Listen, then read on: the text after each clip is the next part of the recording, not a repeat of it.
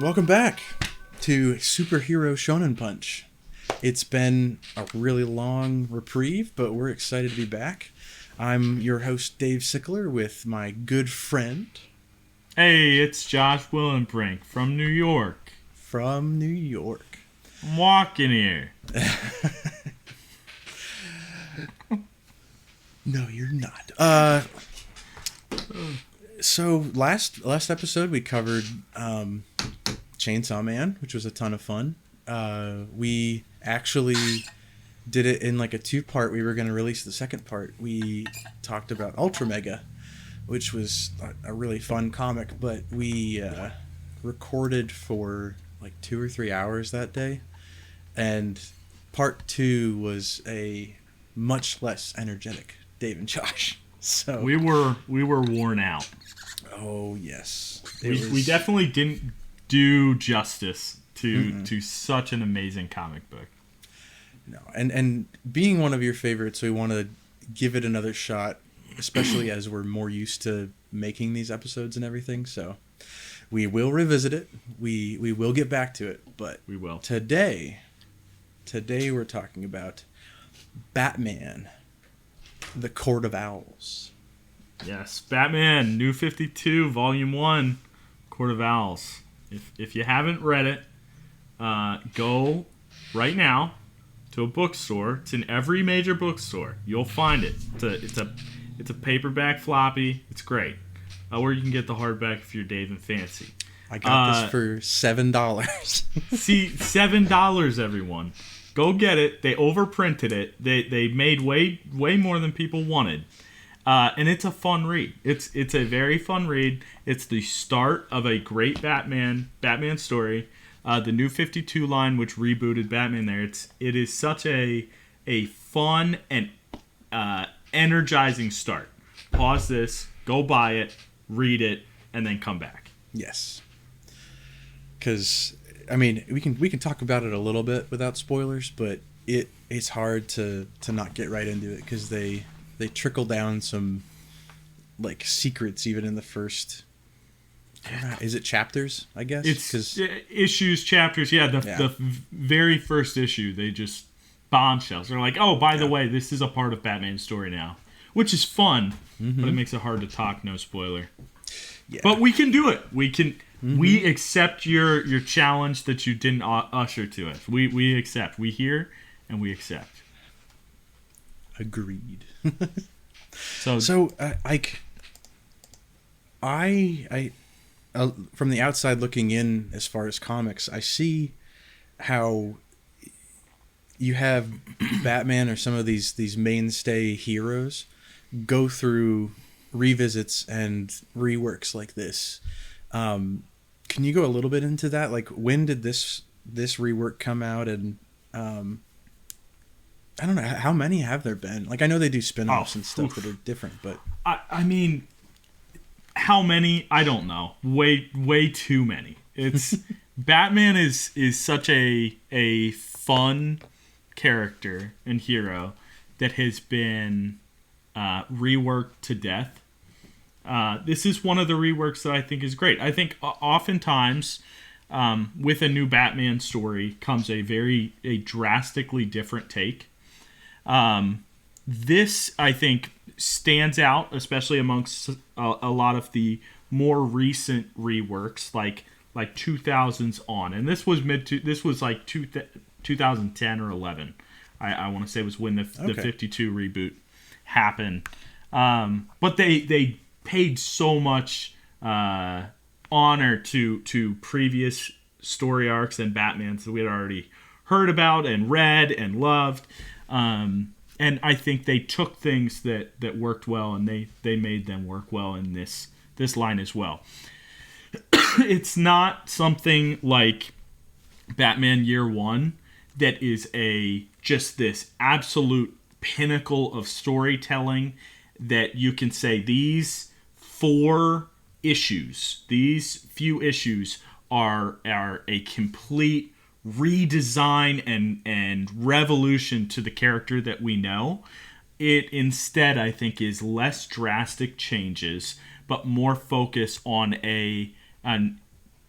a story that is not going to drag on forever and is really exciting and has lots of twists with a character that we do already know.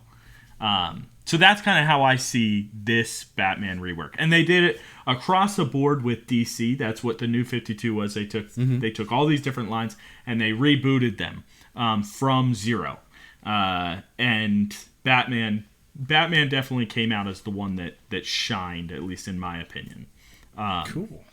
It sounds like a fun refresh because it sounds like you're always dealing with canon issues with even if it's handed, like the torch is handed off, this was kind of the style before. You can change some small things, but it's hard to do like a full deviation from that. So is it basically if they keep some of the main characters and some of the main backstory the same, that they have a lot of liberty? Yeah, so a lot of it is just implied canon where it's not that they go around and they're like, this is decanonized. It's more that when a new story is being told, they might announce, or you might learn that, oh, this is canon. It crosses over the other storylines. It rewrites something we learned before. But aside from that, it's usually there's assumed canon. Which they do with a few characters here. They also have some really fun twists, when we get into some spoilers. This story is called The Court of Owls, but The Court of Owls obviously changes what some of that canon is that we know, especially about characters who are already dead or not really in the picture. So I think especially this line did a really good job of not trying to disrupt what we already knew, while still throwing in some fun things that we could play with, versus things like anytime the Flash has a storyline, he wants to just rewrite history. That's his whole character, right?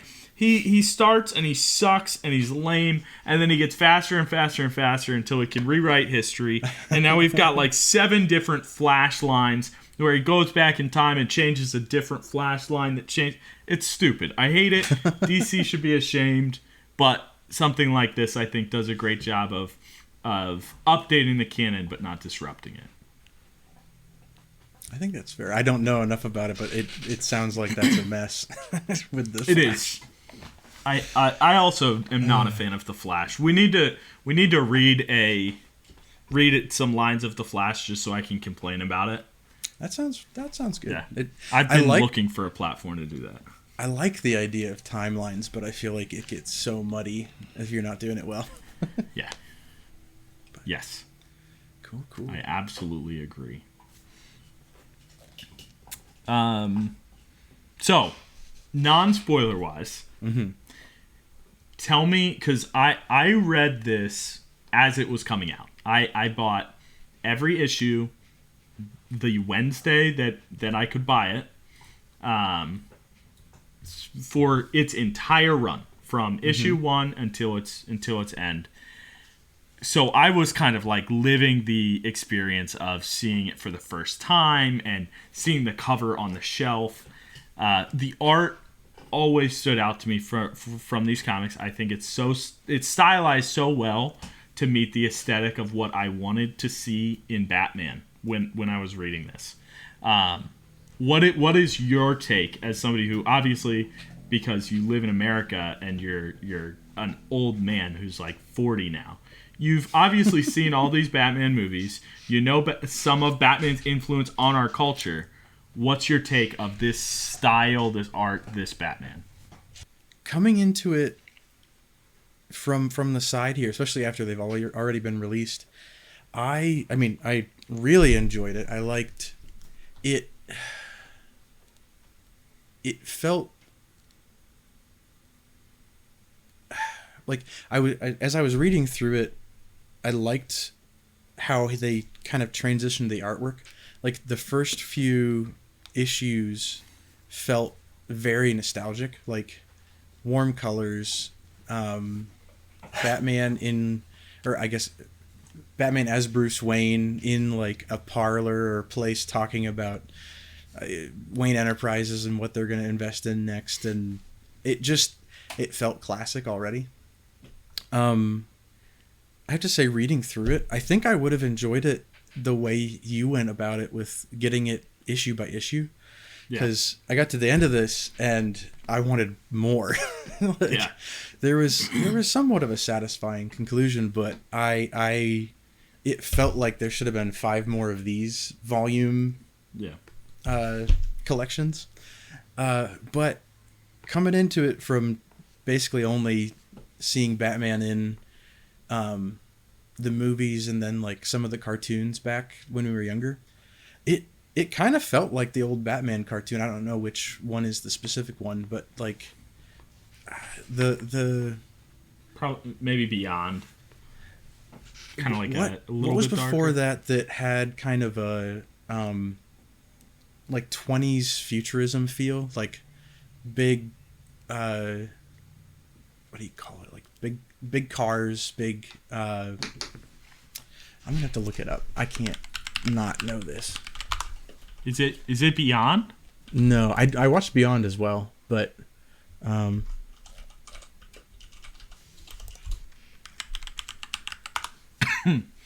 for our viewers out there who are maybe just listening, we are being bad podcast hosts and looking things up during the podcast. That's what you call top-notch pod. Top-notch reporting right here. Top-notch reporting. I think it was just Batman the Animated Series. Like, amazing, by the way. Yes. It just it felt like art too. It felt like, yeah, that's the one. The WB. It feels like it's like a futuristic 1920s or 30s, and that just kind of, it had that feel to me, because while it does feel like it could be present day, he's still in like an old building. He's still going to parties, black tie events. Like, he's not wearing gold chains. But I don't know. I don't know if that's much of a take, but I really enjoyed it, and we can get into it once we get past spoilers, but it's like, it felt like it could have been like a really long series. To really delve into the enemy, or to the villains. Yes, I agree. That is one of my... Scott Snyder, who wrote this, he has great ideas, and he is, hey, I'm not a good writer. I'm a really bad writer. I'm not saying that there are a lot of people that could have done better than him, but he has these great ideas. He's got a team that's going to just pump out incredible artwork, which I do have a couple issues with the artwork, but an incredible team. Greg and Jonathan are two of the, like, I think for this era of comics, like, it's iconic to see these two do art together. It's beautiful, it's striking, it is thematic, it's great. And Scott just rushes stories. Maybe I should say the DC publishers. I think Jim Lee was the chief editor at this point in time, I believe. And Jim Lee is a incredible artist. He did the artwork for Hush. I love Jim Lee. I adore Jim Lee. But whoever made the call that this is only going to be, I want to say it's like 6 issues or 5 issues, I think made the wrong call, because this is a fun story, especially when this book that you have, Court of Owls, it's got a clear beginning, middle, and end, and it feels like it just goes beginning, middle, and then it feels like they ended it in a panel. And the unfortunate thing is, with Scott Snyder's writings, I feel that way about a lot of his stories. Okay. This continues on. This theme of Batman stories written by Snyder ending abruptly continues on throughout this entire arc. It feels so abrupt. And it's like, you got great action. You've got a great hook. Give me more before you close it out. That's what I wanted in this. It's like, I just wanted more. Mm-hmm. I completely agree. Because it just even... I don't know. I enjoyed how the artwork developed. I feel like there was change from the beginning to the end, where as the story developed, the artwork changed to fit it. I don't know if that is out of left field, but yeah, it even they came back and revisited it. I think because it was so popular, they had a couple more like volume sets, but again, they still felt rushed and like they were maybe not retconning, but like, yeah, it just felt like they were throwing half stories out. Yeah, in a very good way, but yeah, it could have been better. This is an if this was intended as setup for the rest of this arc, this line, not arc, of Batman New 52, this reboot of Batman, if this was intended to be expository setup, they did it too well. Because I want to live in the setup. I want to live in what they gave me now. I wonder if that was the part of the issue I have with this, is that I don't view it as setup. I really don't. I view it as a standalone, successful story arc. But yeah. And I think that's saying something. I don't think many comics can do that well. Yeah. In the first issue, have me hooked into a story arc that I think is exciting and engaging. So, I agree. I think I am probably going to go try to find more in it. Do you think the rest of that line are pretty enjoyable, or was this a high point? So they did a rework of Death in the Family, Batman Death in the Family, which is really fun. Their take on the Joker is very exciting. It's scary. It's incredibly dark. They I think bit off a little more than they can chew. Some people really, really loved it, but they tied that story arc across a bunch of the 52 reboots that were happening at the time. So the Joker showed up in Batgirl comics and kidnapped her. Right? It all overlapped, and it was really cool. It got really expensive because then I was like, oh, I gotta buy this comic now too, because it also, right?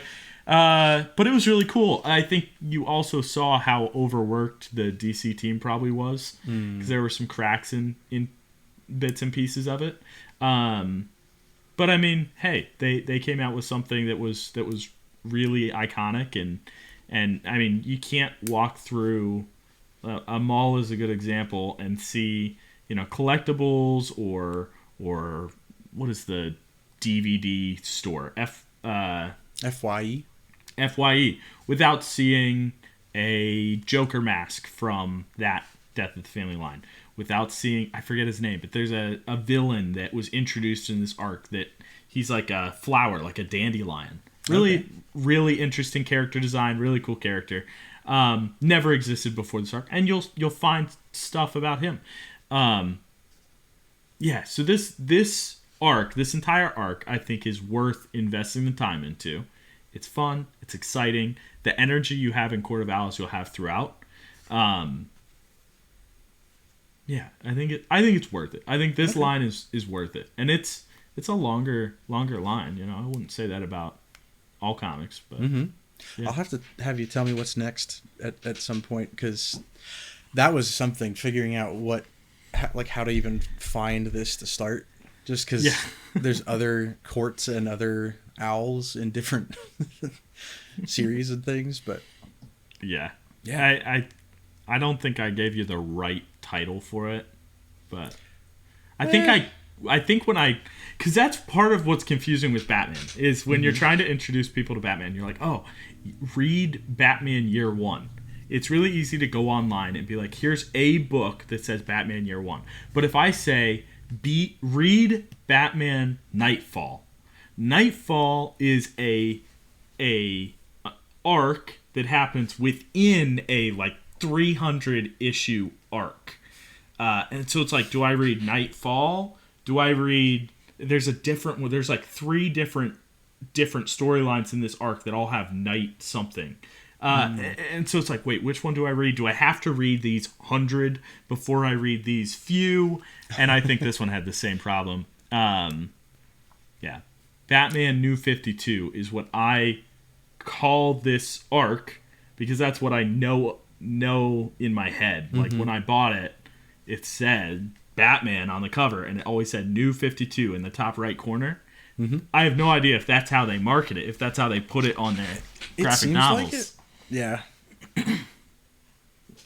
But yeah, because I didn't even know that it was issue based, and I know Batman comes out in soft, comic issues, but I always saw it as one set, and yeah, that's my noobness into comics still. But no worries. Yeah. I did the opposite with some of the manga that we're reading, where I assumed some of it was comics would come out as actual comics. And it's like, oh no, these actually come out as novels, finished graphic novels with chapters. Pretty much. Yeah. I mean, it is weird because even like one chapter, like you said, is basically a book for manga. Yeah. But yeah. Yeah. So, do we want to transition into spoilers? I do, but before we do, oh, Ben, because I know you're still here. Okay, so first of all, Dave, you moved. How was the move? It was good. I'm excited. We were living in Dayton, and that was a good experience. But I recently got a new job down near Cincinnati, and I was commuting like 50 minutes a day one way, and that got very tiring. Yeah. So we just recently moved down into Cincy, and it's been a blast. But like, we love our new apartment and exploring Cincy, and the different things they have around here has been just great. And then a 20-minute commute or less has been so much better. That's awesome. I'm so happy for you. And it's crazy because for the one listener that doesn't know me, Cincy is my stomping ground. That's where I grew up. I grew up in Cincinnati. Hate it to death. Horrible place. Horrible people. No, the people are nice. That's what I'll say. People are great. Music is bussin'. The music is so good. Awesome concert scene. No, I love Cincinnati. Cincinnati's great. I love it. I'm glad you're in Cincinnati. Can't wait to visit you there. I think a few weeks. I'll be there in a few weeks. Can't wait. Perfect. Yeah. I had avoided it for like the 4 years we lived up there and the 3 or 4 that we were in the Cedarville area, but I finally had Skyline for the first time. How did you avoid it so long? It was like we didn't have enough like local friends that really wanted that like all the time. So whenever Jess and I were going out to eat, it was like, what do we want? And it's either we want the staple fast foods or we want to go sit somewhere. And it kind of lies in the middle as something that's sort of fast food and you can kind of sit down if you want, but it's new. So I am not lying to you when I say when we are done with this podcast, I am making Skyline chili. Frozen? From a can. Every time my family visits or I visit Ohio, because Chelsea refuses to eat it. My beautiful wife Chelsea, for the one listener again that doesn't know me, Chelsea refuses to eat Skyline. She refuses to call it chili, so that's a problem. But we did not have dinner together tonight, and she bought a bunch of spaghetti for me. So I will be making canned Skyline for dinner. Nice. And I'll say, so when I stopped, I had a friend from church who had an extra ticket to the professional soccer team they have here, FC Cincinnati. Oh, I've wanted to see them. Yeah, that's awesome. It was a blast. Sadly, they tied, and it shouldn't have been a tie. Was it 0-0? It was 2-2, and they were stomping them the whole way, and then toward the end of the match, they got scored on twice. Classic Cincinnati. It's great stuff. But I had friends from church that were like, "Hey, you gotta have this. It's like our after a game tradition." Yep. It's like, well, it's my first time here. We're like, yeah, well, we have to actually eat in the place. So, yep. I got like a regular, whatever you call it, like the chili Three-way? spaghetti. Yeah, you got a Yes. 3-way. I got a regular, but I got the spicy, which was good. It was good. Your hot sauce is yummy. Mm-hmm. And then I got a coney with the spicy stuff too. Oh. And I took the chili fries home to Jess that were just the normal ones. So I did have the actual normal chili. It's not that sweet. I was told that it's super sweet, so it wasn't too bad. Sweet might be the wrong word. I think most people say it's sweet because it's got the cinnamon in it, and cinnamon is usually with sweet things, and it is a sweeter flavor, but it's not like cinnamon you would picture in pie or on a glass. It's just the spice of cinnamon. But as I said, yes, it's a chili with a different kind of spice in it. Yeah, it's Midwesterners. When they say spice, they think hot because they don't know how to season anything. Yes. Shame on the Midwest. I shame on the Midwest. Now that I live in New York, I know better. Shame on them. Shame on you. It's not hot, but it does have spice, which doesn't mean it's spicy. Right. But it's good. I liked it a lot. There's my rant. Yeah, I'm glad you liked it. Mm-hmm. That's awesome. Have you had Donatos yet? We've had it a couple times. I think we had it with you at some point, and then we got it once or twice. It is good. It's expensive. Yeah. It is, and it's more expensive than it's good. It's good. I like it. I think more for the nostalgia of this. This was the pizza that I loved the most. Oh yeah. But it's not worth the price, especially again now that I live in New York. New York. I'm walking in. Get me a pizza. I need a pie. Hey, a pizza pie. It's a pizza pie. Okay, so let's cancel ourselves. I'll go first. I'm Josh. I'm canceled. I'm sorry. I'm canceled. I'm half Dutch, so it's okay. Okay, cool. I'm German. I'm not allowed to make fun of anybody. Ah. That's kind of, yeah. Except Germans, but everybody. That's based. I'm cool with making fun of Germans. They try, but then they're still efficient, and I mean, I won't make broad terms, but they do well for themselves. Beer. So it's like, what can you really, complain about now? I don't know. But yeah, we're talking about comics, not geopolitical tensions. Comics. Speaking of geopolitical, so I have been pivoting my comic collection into pre-code horror. So, okay. I don't know how long this podcast was planning to be, but it just got longer. So go for it. I'm guessing code being when the FCC and everything came out with the codes for like children's literature and movies and everything else to both have a rating and then what they could and couldn't print. You're so close. Darn. It's not FCC. Mm-hmm. It is a similar thing where a code came out and said, here's what you can and can't print. However, that code was created and operated, completely managed by publishers. What happened? There's a comic, Crime Suspense Stories. Awesome comic, killer.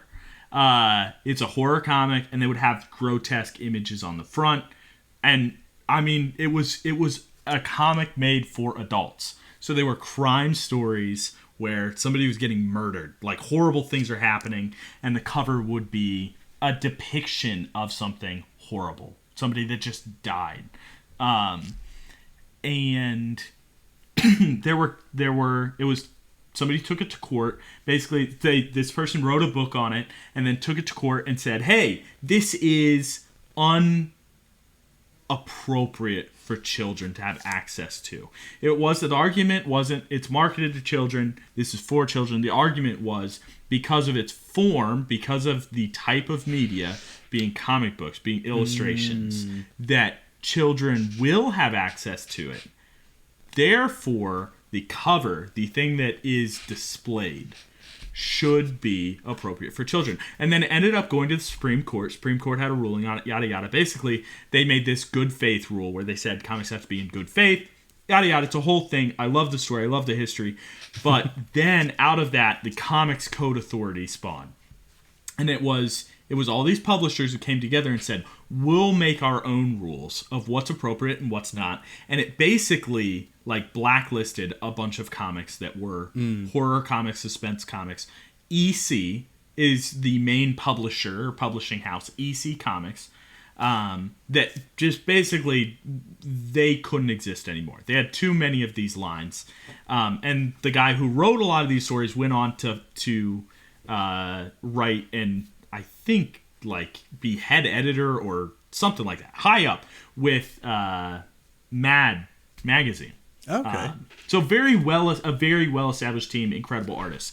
But the Comics Code Authority basically wiped these comics out. And I got another one today. You'll see there's a bunch of pre-code in the background here. I got another one today. So it's the Vault of Horror issue 33. And it is EC Comics right there. And in newer comics right here, it'll say CCA,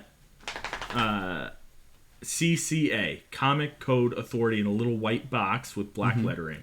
It does not have that, and it's EC Comics and horror comic, right? So I collect it. I love these.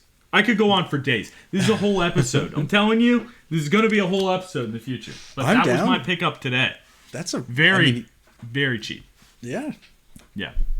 I that's a really cool history for, like, I don't know, something that changed so drastically so fast. And honestly, those newer artists and people, when they do a take on stuff like that, like I've seen t-shirts and like new art that looks just like that. They're so good at going back and taking from that.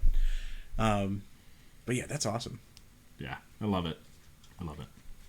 Okay, I think I'm ready for spoilers. So I also think, I know we've been talking for a while, so Dave, if you have to cut this into 2 parts, I don't know. Goodbye, everybody. Get out of here. Leave. If it's one part, if this is one episode, we're glad you're here. We're glad you stuck through. This is what it's about, team. This is the ride or die. That's right. You're here till the end. No pausing. This is a long pod.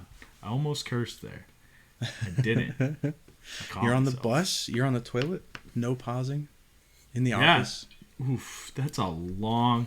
Yeah, that's a long... I'll be back in a few minutes, that's for sure. Been there. We've all been there. They can pause the bathroom part, just not the pod. There you go, yeah. Well, no. It's better if you stay in there the whole time. Yeah. We've ambiance. Put it on speakerphone.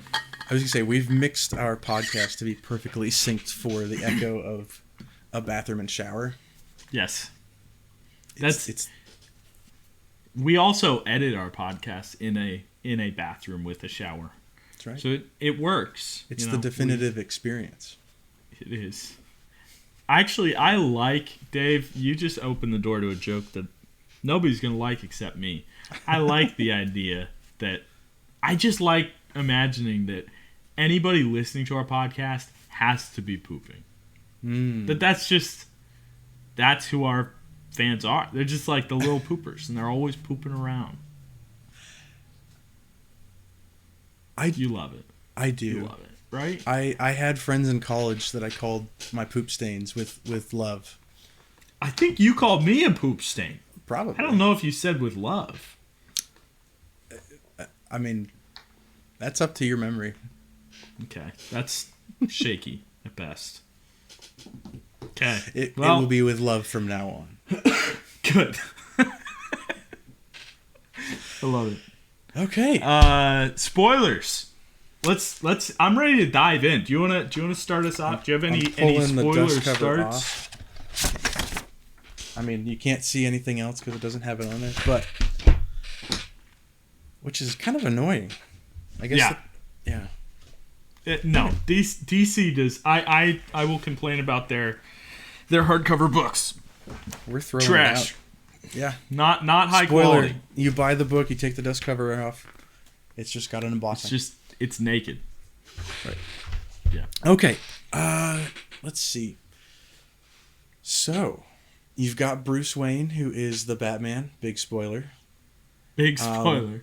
You had a complaint that all the men look very similar. Yes. I will say, especially Batman, Robin, Nightwing, all of that group. Was there multiple Robins?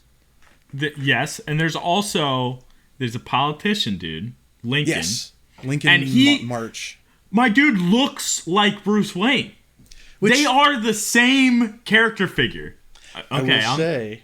Yeah. There's more spoiler that they kind of drop it. Say the spoiler, and I'll still get angry. So all the way at the end of the series, you see that this altruistic politician who you think is going to help change Gotham has been in on it, basically, and is also probably insane and has it in his head that he's Bruce's long-lost brother, left out to dry when Bruce's parents died.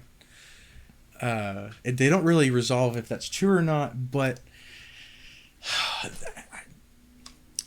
that's, I guess, one retcon reason for them to look alike. But I didn't like that ending. So there's spoilers I won't get into because you haven't read them yet. But dumb is what I'll say. Dumb. And also, okay, fine. Make them look similar. Give them the same freaking nose. I don't care. That's cool. Whatever. Give them different haircuts. Give them a little bit different jaw lines. I'm telling you, I look at this comic and I go, he drew Bruce Wayne twice. And then when they came in and did coloring, they gave him different color ties. It's too much. And it's like that. I'm screaming. I'm probably clipping the mic, so I'm sorry, Dave. I know you'll have to do I put a limiter on it. I was ready for you. Oh, nice. You were ready for me this time. But it's like that through the entire line, which it bothers me. I love the art. I love how stylistic it is. It feels thematic. It is high energy artwork. But then you look at the character models, which are great. These are great character designs. Beautiful. But I go, the guys especially, so many of them look the same. And it's annoying. I think that's annoying. Yeah. Especially in the graphic novel form, where oftentimes I'm looking at it and that's how I want, like, I'm processing so much of this visually. So it's just like I don't want to think about who this is. I want to see who it is. Yeah. And it's basically any of like the hero group. Basically any of them look like mini-me Bruce's or whatever else. Yep. But yeah. So, like, I guess to lay the scene, you've got Batman or Bruce, who's already Batman. Yep. This isn't really a look back at him getting there much. Yep. There are some memory scenes, I guess, but he starts finding crimes happening that start to point toward an urban legend. Do they call it the Court of Owls in the legend? It's just the owls. I think they call the legend the Court of Owls, and then he learns about more details of it, specifically Talon, later on, if I remember correctly. Yeah. Yeah. So starting to learn it, he's staunch in his denial that they're real. It's somebody like impersonating or playing not a prank, but like using it as trying to just provide. It's just a murder prank. It's just a little murder. Yeah. But it starts to be pointing more toward it. Yep. And because Batman straight up just digs up a body. He's like, "Yo, you remember Uncle Ernie? Let's dig him up." Yeah. It's okay. It's okay because it's family. Exactly. But that was part of the legend that I think it was Alfred tells him that one of his parents told him a story that one of the old Waynes went crazy, went off the deep end and started raving about owls and that they live in our houses and he fairly quickly after that disappeared, right? Yeah. And they just kind of chalked it up to he was crazy and killed himself or, undetermined. But he slowly starts finding that there's links to his legacy to this group.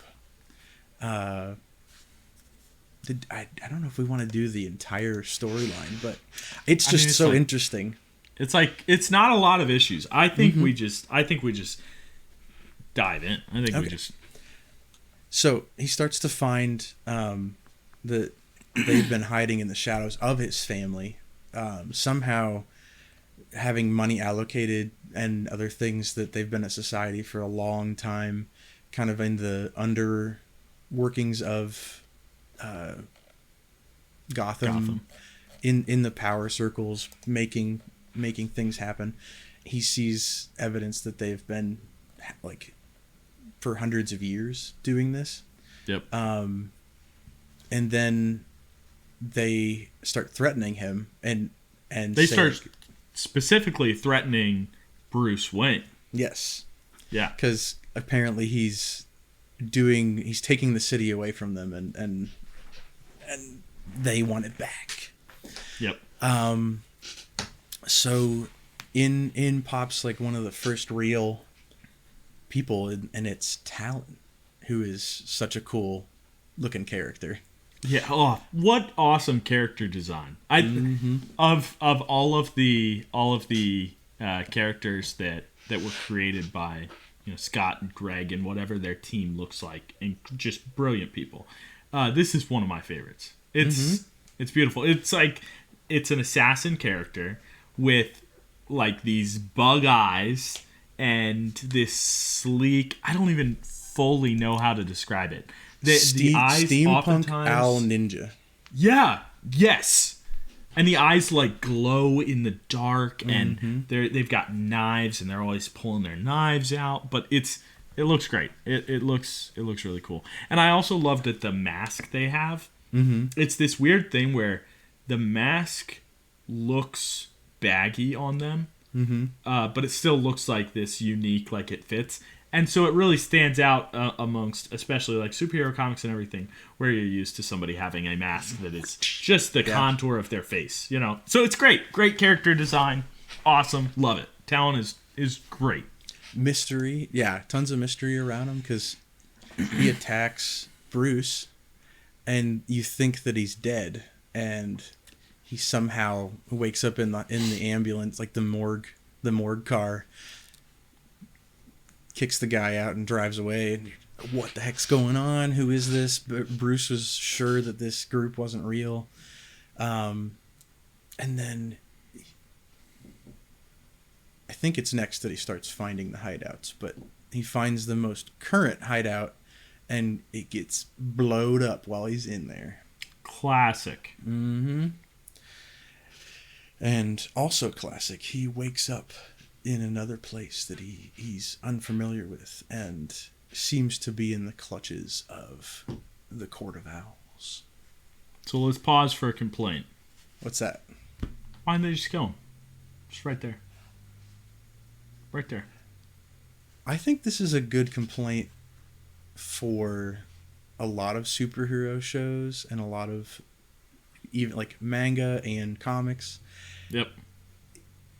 If you don't set it up in the first place that your villain is egotistical enough that they're gonna like drag it out and be vindictive. It's like, you've already said they're up here in the power system. Why don't they just flex it, end it now? Yeah. Because you have him knocked out, you have him in your hands.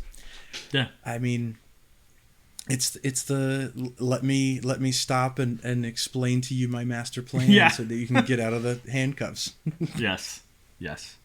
Well, I'm glad they didn't, because the next scene, the labyrinth scene, that whole thing is so fun. There's this scene where they catch Bruce. He's in this underground whatever. You don't really freaking know.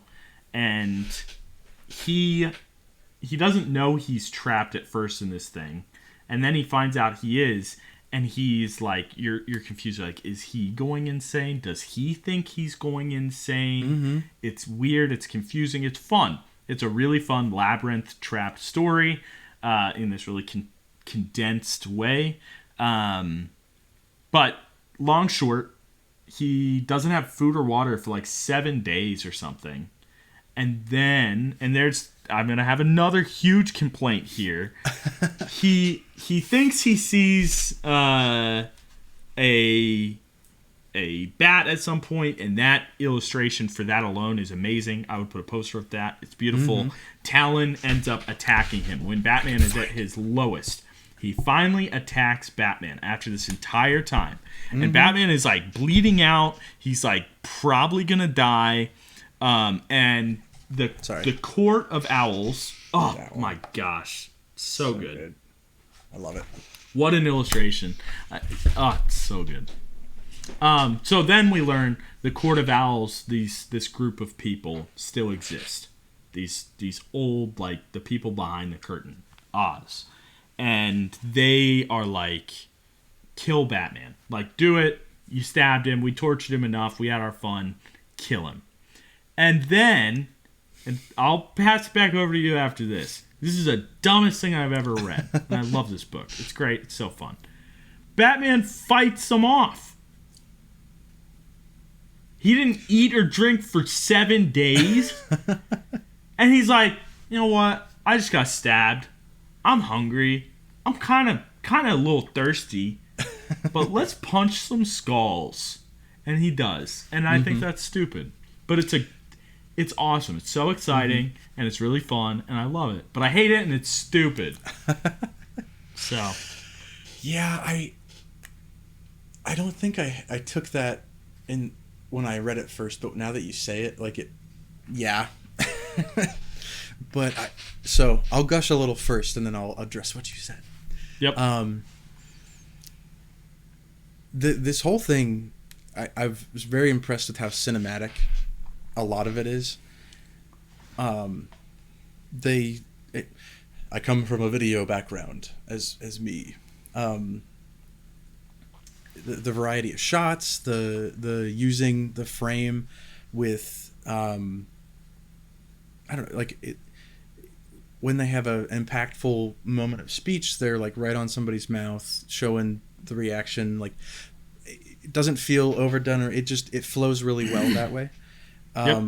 Through the whole story, I think, and I may be off base, but I feel like it even transitions where in the beginning he's happy, bright colors, the mystery gets worse, and the settings that he's in change. It's darker, it's grittier, and then like even flashbacks, just really well done. But then you get into this part of the sequence, and it's really, really well done. Go from he's dark on his own in this labyrinth. It's creepy. It starts to get more creepy as he starts to kind of find his way around it and get a little bit crazier. Yep. And I didn't catch this because I read it digitally first, and I thought it was actually like an issue in what I was reading, like there was a bug. But as he gets to his craziest, they actually start flipping the issue. They actually like Oh yeah. flip the panes. Yep. So he's getting crazier. You have to turn your book to the side to read it. He like at his worst, you're literally having to turn the whole thing upside down. You get a little disoriented. It's a little weird. What's the next page and the last page? You're lost. And I thought like I feel like there's plenty of groups and people that try to do stuff like that, and it comes off corny. And that didn't. It was cool. Yeah. I do agree. Will I say like the reveal of at the end of his like being emaciated, and I think he did take drugs because they said there was something in the water of one of the fountains or something like that. Yeah, that's that was why he didn't drink. Was there was a fountain there, and he was like, "Is it poison?" Yeah. But yeah, you get to. It felt like you got to the Court of Owls too fast in the first place, and then a talon literally stabs him in the chest. Like it comes out of him right here. Like you're gonna die in like 2 seconds, and he lays down and sees the picture of like he did find a bunch of photos that show that they do this a lot. They've taken their enemies and they have fun taking some Polaroids and memories. But he sees that his like great grandfather was here and did die this way, and it like enrages him and kind of gives him the gusto to do it. But yeah, after being beat up like crazy, not having food or water, and then he fights them off, including Talon, it's like I don't think so either. But I will say the transition there was cool because he gets more and more deranged, and they, through the drug and hallucinations, they're monsters coming after him, and he's broken, and then when he flips that switch, he's then the monster and breaking them. Which is cool. It was fun. It was great sequence. I am super glad you brought up the whole like turning the page and everything, because what a great way to utilize paper media like this actual in hand. That was great. That was excellent. Super fun. Yeah, and that's why I think when we were deciding on what to read next, I think I was like we should really read Court of Owls because it's super short, really fun, and for a Batman story, it's not just this like everybody knows this story and we're just revisiting the same thing everybody's heard before. This is a story that a lot of people don't still know. It's a Batman story a lot of people don't know, but could know. Like, this would be a fun thing for a fun Batman story to be retold in a not just comics way, right? That's why with the newest movie, The Batman with the Riddler, I was fingers crossed, hoping that it would be Court of Owls. I wanted so desperately for that whole line to lead into the Riddler was hired by the Court of Owls, and they're behind the scenes pulling all the strings, and that this movie leads into the second movie, which is Batman, the Court of Owls. That's what I was hoping. And I thought they were gonna do that, because the whole like the Riddler too, when he gave his riddles and stuff, and then finally he gave one for Bruce Wayne. It was for Bruce Wayne, and it was like they weren't coming after Bruce Wayne just for any reason. It was because he's Bruce Wayne, and I was like, that's it. They're doing Court of Owls. I was so excited, and then to watch that movie and go, oh, they didn't do the Court of Owls. But this is a story that would fit well that a lot of people still don't know. You know? I agree. I haven't seen that one, but just even from the trailers and things, it looks like a similar style to like it would fit right in. Yeah. To the Gotham that they've made. But absolutely. I assumed you saw that. Sorry. And also our listener. Oh, you're fine. The one listener that doesn't know me, that I don't know if you have spoilers also. Sorry, spoilers for the movie. yeah, I need to catch up, but yeah. Yeah, I think as a whole, I really enjoyed it. Like you said, it's a great story, really well, like drawn, and some of the, like, a lot of the actual pacing is pretty good, but Mm-hmm.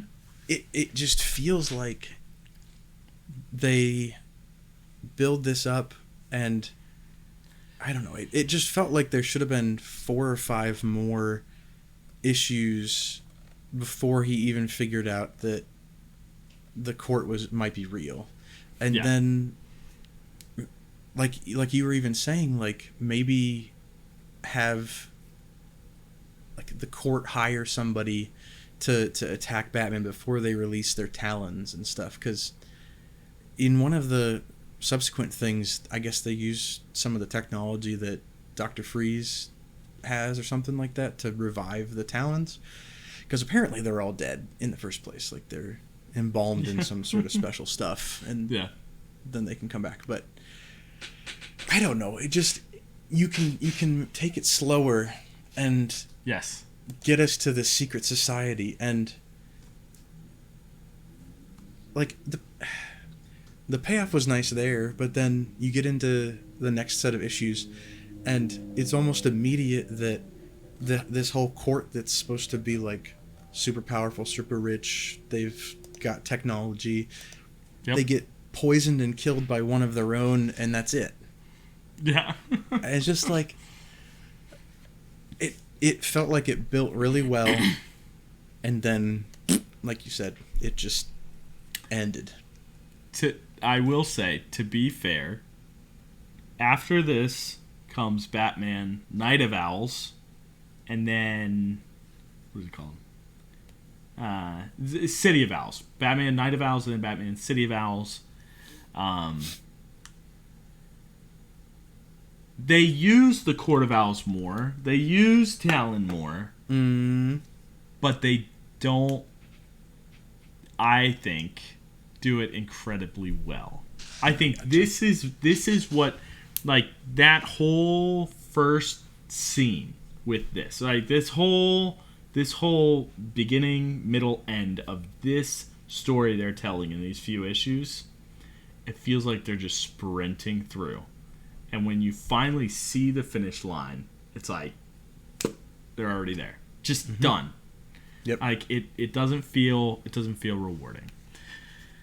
Yeah, there's some fun reveals. There's the whole what was it? Dick was supposed to be a Talon. That was fun. That was a cool reveal. Punches his tooth out to prove it to him. Yeah. It's weird, but it was fun. It was good. I mean, I think this story is, more than anything, for Batman, just a fun story to engage. Good recommendation. I enjoyed it. Go read it. It's a ton of fun. But yeah, it's just like you said, you just kind of get to the end of it and you're like, I want more of this, and I want more of this world that they've made. Yeah. But yeah. And that's why I fell into comic book collecting and now spend way too much money on them. it's how they get you. It's how they get you. It is. It is. Although I will say, some of those Batman issue 1, I bought a couple because I was like, this is gonna be good. Like, I love the artist, I'm cool with the writer. Like, this is gonna be something. And I think they were $4.99 or something each, and I traded away 2 of them for $120 each, and I still have 2 left. It's just like, that's a win. I'll take that. I'll take that. But regardless, closing thoughts from Josh in New York. I'm walking here. The walking over to the microphone here. Exactly. That's exactly what I was going to say.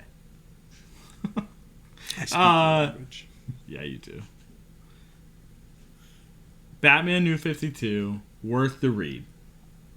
You won't read New 52 and be like, man, I wish I never read that. You might be like, well, there are better comics out there, because sure, there are. There are better comics than Batman New 52. But if you want something that's really exciting, super fast paced, it's going to keep your interest, it's a fun Batman story. And they take stuff you already know, and they kind of spice it up. They spice it up. They put a little bit of cinnamon on it. It's not spicy, but it's spice. But it's that's Batman New 52. It's good. Give it a read. Nice. I think that's a great take. So, next episode. I think we're still talking it out, but I think we had you start Hunter x Hunter, which is a bit of a rabbit trail of its own. Yeah. But I figured after doing a new manga with Chainsaw Man, I've read all of these 100 times, but my name recognition is horrible because I almost said Demon Slayer, and there's a number of demons things. There's demons in Chainsaw Man, so it's true. But yeah, I think we're gonna try to talk about that. I had a recommendation or an ask from a friend when I talked about us doing that. He was like, "Are you guys only doing manga? Because some of the like scenes in that anime are like the best." And like, there's an arc with ant creatures that is like that would be fun to visit. So we'll see. Yeah. I may convince Josh to watch a little bit. I'll be honest. If you say Hunter x Hunter, I'm probably in. What I've read of the manga so far, I've loved. It's been so enjoyable. Weird, but I like weird. So the anime, I'm not against trying Hunter x Hunter, and I saw it's on Netflix now. I don't know if I don't especially like dubbed, but if they have subtitled on Netflix, I'm probably. You've made a lot of friends today, Josh, with your subbed. That's what I'm here for. Decisions here. I'm walking and making friends here. Hey, that's right. Yeah. Yo, weebs, come down here. Yeah, it's what I say all the time. Hey, you weebs. You wanna read some mangas? Kawaii. So stupid. Mm-hmm. I have comic ideas too. Yeah. The challenge is some of the ones that I really, really want to recommend are not finished. They're ongoing series that I don't want to say watch that. But I have one that everyone should read. It's called Day Tripper. Oh. Absolutely stunning. It is these the artwork, beautiful, crisp line work with watercolor over top. And the watercolor artist, absolutely amazing artist. Fantastic artwork. It is hear me out. Don't turn it off immediately. It's a study of death and death on a person, like what does that look like? What does the study of death look like? Not just in terms of mourning, although mourning is a part of that. What does death look like in a celebratory sense? What does it look like in an unexpected way? What is it? So that's what Day Tripper is. It is a quick glimpse across, I think it's 6 issues that were then turned into a graphic novel. That's the topic. That's the study. It is beautifully done. It is tasteful. It is a emotional read, but it's fantastic. One of the greatest comics I've ever read. So I think that would be my next recommendation. Day trip. You've got me hooked, and you're so good at presenting it that I'm already like chomping at the bit to read it. I gotta find a comic that's really, really bad, and try to convince you it's good before we read it, and then get on here and you'd be like, "Why did I read that?" I think I'd just be confused and thinking that I'm reading the wrong comic. But yeah, cool. I guess a little more info about Hunter x Hunter. There's a specific kind of genre in anime and manga called shonen, which shonen's the Japanese word for boy. It comes out of the Super Hero Shonen Punch. It's a part of our title. It's true. It's where they got it. Yes, and we're a couple of shonens, but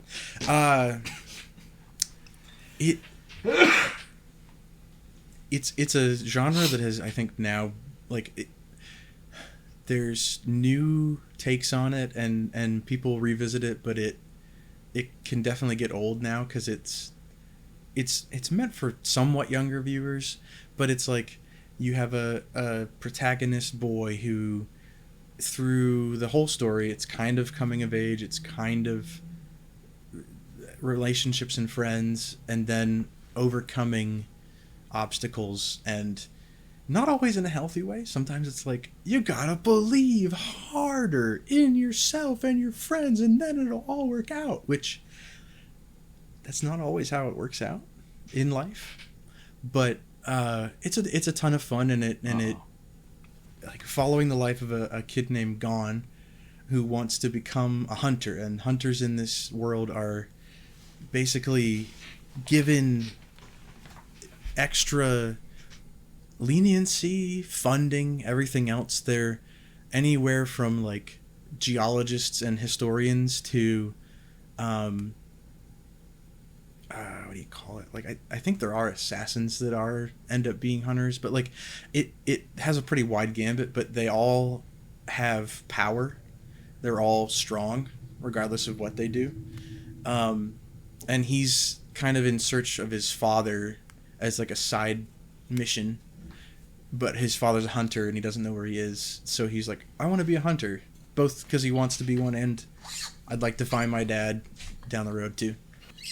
It has some really strong and like deep moments, but also is very willing to like play and joke around and subvert some of that too. But it's just a ton of fun. And a classic. There's a ton of Hunter x Hunter fans out there. I'm not having some hot takes here. But Dave is the first Hunter x Hunter fan. That's Let the right. world know, Dave. Number one. Mm-hmm. Well, I can tell you, as somebody that came in totally blind. I mean, just with the hook of like you telling me about shonen stories, basically. Love it.